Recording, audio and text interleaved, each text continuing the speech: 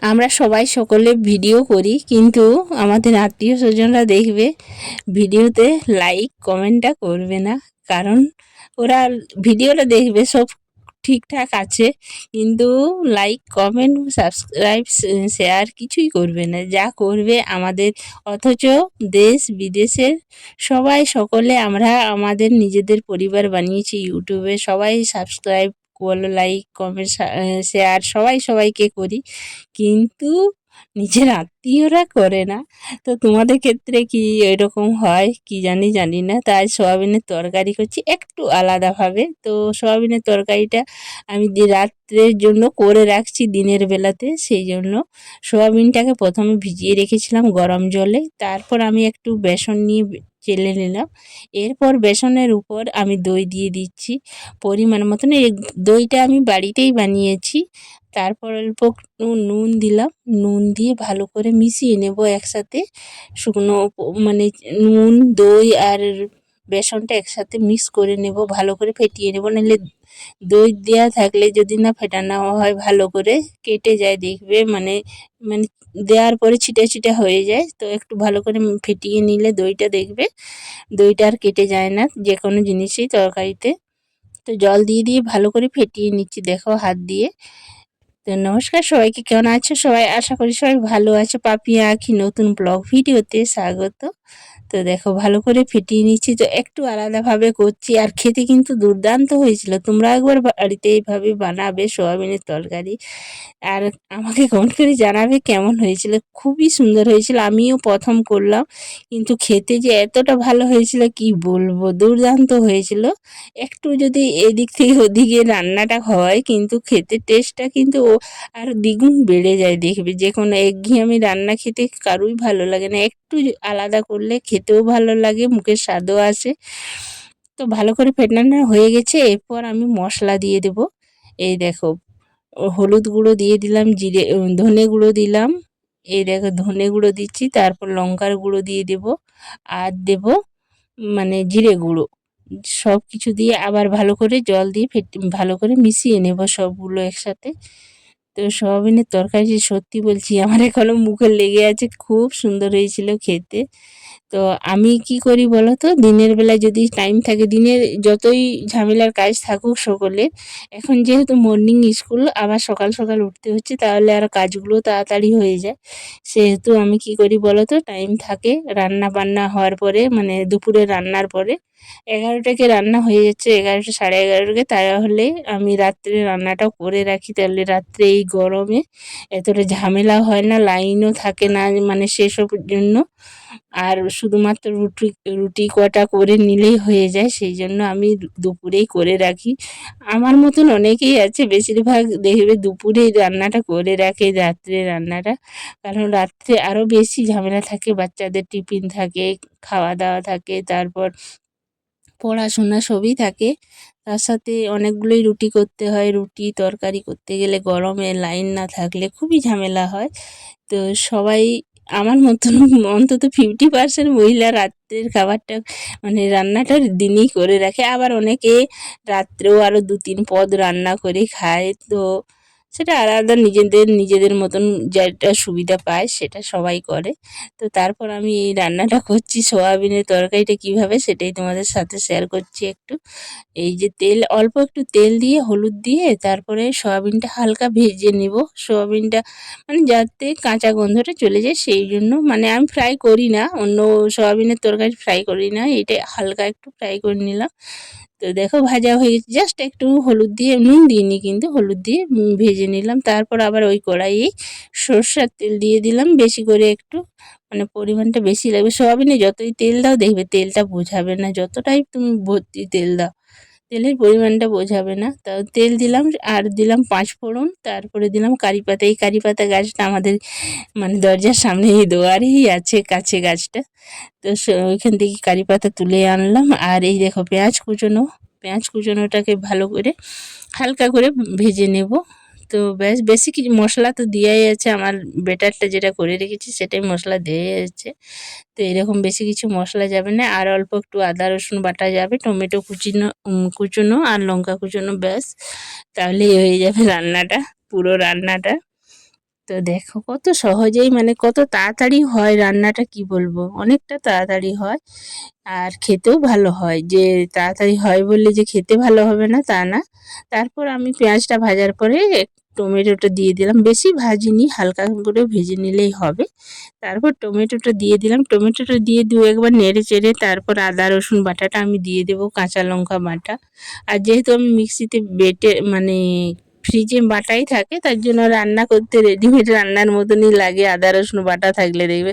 আর আমার শাশুড়ি মা বেটে রেখে দেন বেশি করে, তাহলে আমার ঝামেলাটা কম হয়। যখনই রান্না করি আদা রসুন আর কাঁচা লঙ্কা বাটাটা থাকলে তাহলে দেখবে রান্না করতে কোনো ঝামেলাই লাগছে না।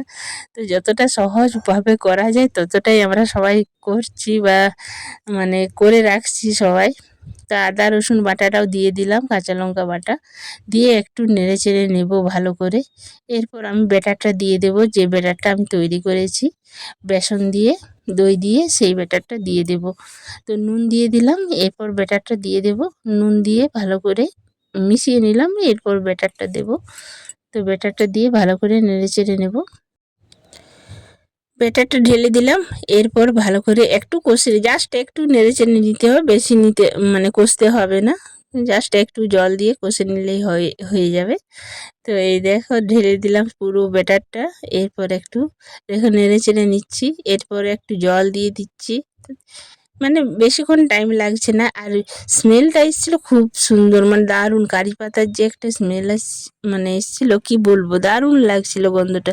সে কি বলবো, ইডলি খেতে যেটা করা হয় না, যে চাল মগজ দিয়ে পোস্ত দিয়ে যে চাটনিটা, সেই টাইপের একটা স্মেল এসেছিলো।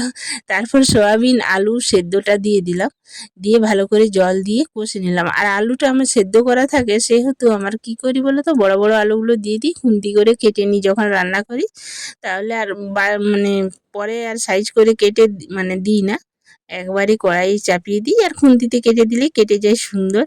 তো তারপর দেখো কত সুন্দর কষানো হয়ে গেছে, দেখো যখনই রান্নাটা যেন হয়ে গেছে, কিন্তু একটু বাকি আছে রান্নাটা করতে।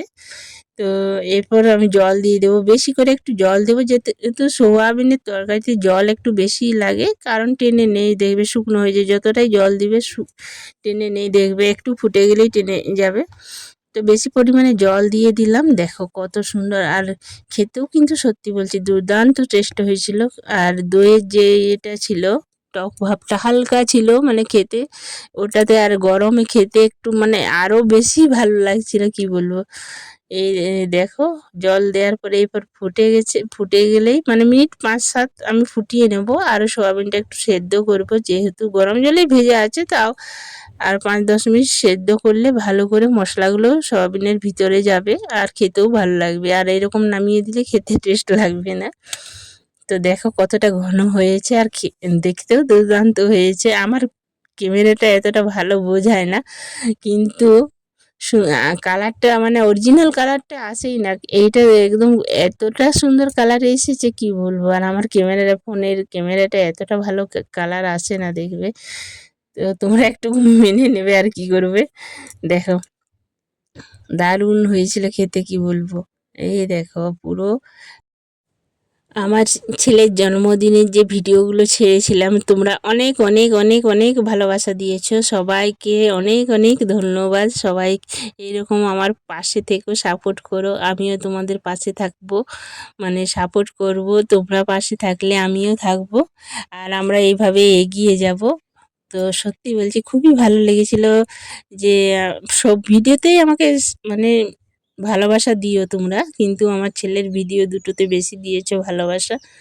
সবাই আশীর্বাদ করেছে, শুভেচ্ছা জানিয়েছো, তাদের সবাইকে সবাইকে ইউটিউব পরিবার, আমার পরিবার, সবাইকে অনেক অনেক অনেক ধন্যবাদ। তো এইভাবে সবাই সবার পাশে থাকার চেষ্টা করব, তাহলে দেখবে এই আমরা অনেকটা তাড়াতাড়ি এগিয়ে যেতে পারবো। দেখো সোয়াবিনগুলো মানে কি সুন্দরভাবে ফুটছে আর সিদ্ধ হচ্ছে, তোমাদেরকে একটু দেখালাম। তো এইবার দেখো রান্নাটা আমার প্রায় হয়ে এসেছে, আর 1-2 মিনিটের মতন ফুটিয়ে নেব। তো কালারটা এসেছে এত সুন্দর কি বলবো, কিন্তু কালারটা বোঝাই যাচ্ছে না। এরপর আমি তড়কা লাগাবো। তড়কা বলতে আমি জাস্ট একটা চাটুতে একটু সর্ষের তেল নিয়েছি আর একটু সর্ষে গোটা সর্ষে নিয়েছি। এবারে আমি তেলটা গরম করে সর্ষেটা ফোড়নটা দিয়ে দেব, দিয়ে তড়কা দেব।